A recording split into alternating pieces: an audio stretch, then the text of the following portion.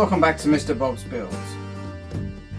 The fawn is nearly there, and in this episode I talk about how I got the fawn from where you see her there with the palette to where she is now, which is a few brushstrokes away from complete. I had hoped to talk in some depth about blending techniques, and I made some films for this purpose, but it was starting to get too long, so I've decided to split this into two separate episodes. The fawn today, and demonstrations of blending in a day or two. The rest of this episode is a video film with me talking. I should warn you that about a minute and a half, 2 minutes from the end, my camera loses focus, which is annoying, but I hope my words still make sense. You never know, one day I might buy myself a proper camera. So here we go. Here's the figure. She's just about done. What I've tried to do with the painting is to effect a light hitting from this direction here. The direction of the head sort of indicates where the light should be. And then using the various blending techniques which I've demonstrated in this video, I've tried to emphasize the areas of shadow and light, and in particular, let's work from the bottom up. On her bottom of her costume here, I haven't done much work, just lighten the top edge and darkened under here to add a bit of contrast, because I don't want this part to be of the most interest to the eye. And then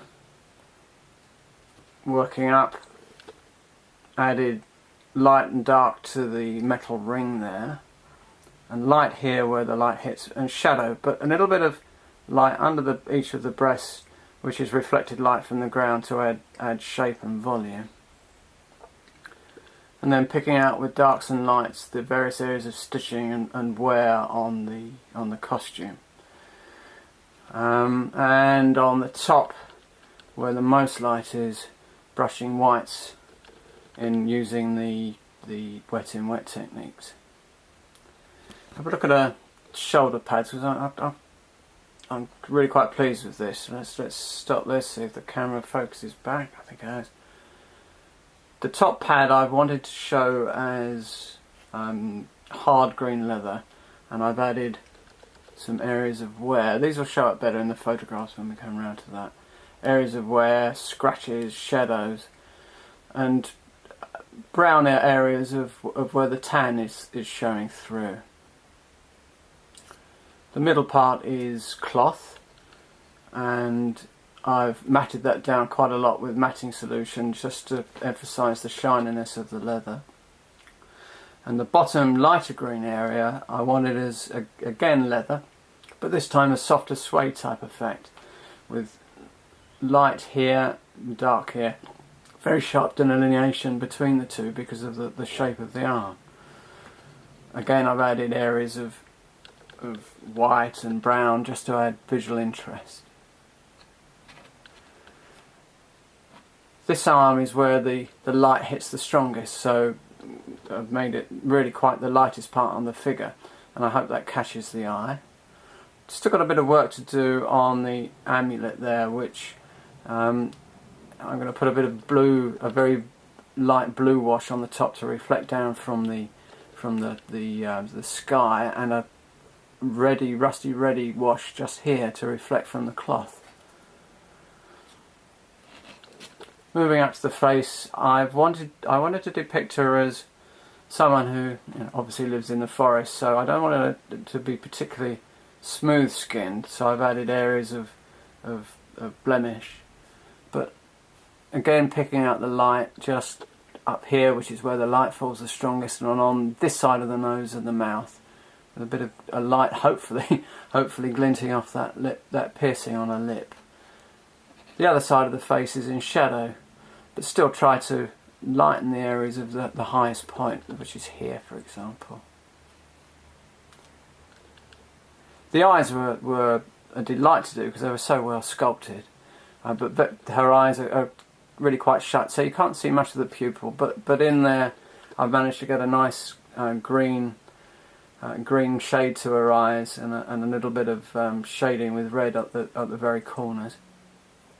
Her eyelids I've added a light blue wash just to add colour and interest to her eyes, and then sort of very dark reds and blues in the top of the eye and in the corner of the eye. And that's carried round to the side of her face here.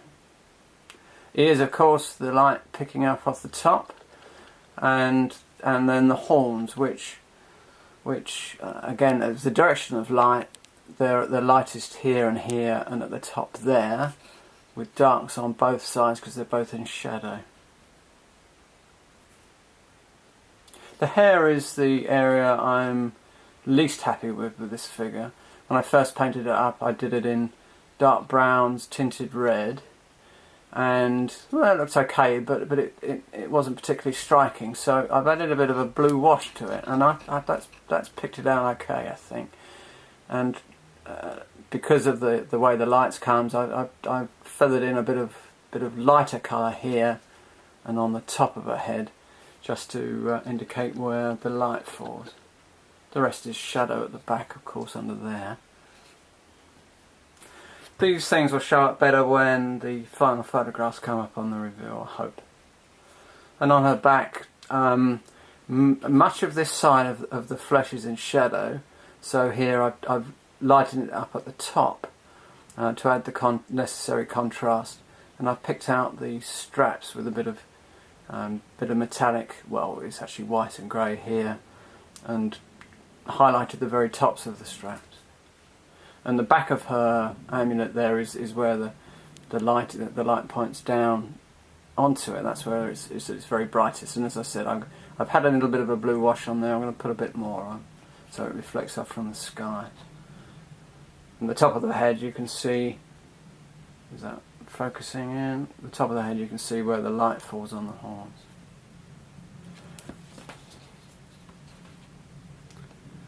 So there she is. Well, I'm pleased with the way it's going, and I thought I'd include a photograph at the end to make up for the dodgy video. I'm nearly there now. The aim is to do 3 more videos. A bit about the blending techniques I've used, a slideshow to have a look at the base I'm making for her, and then the final reveal.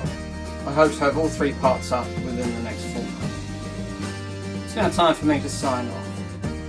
So it's goodbye for now. Thank you for watching. Please do come back soon.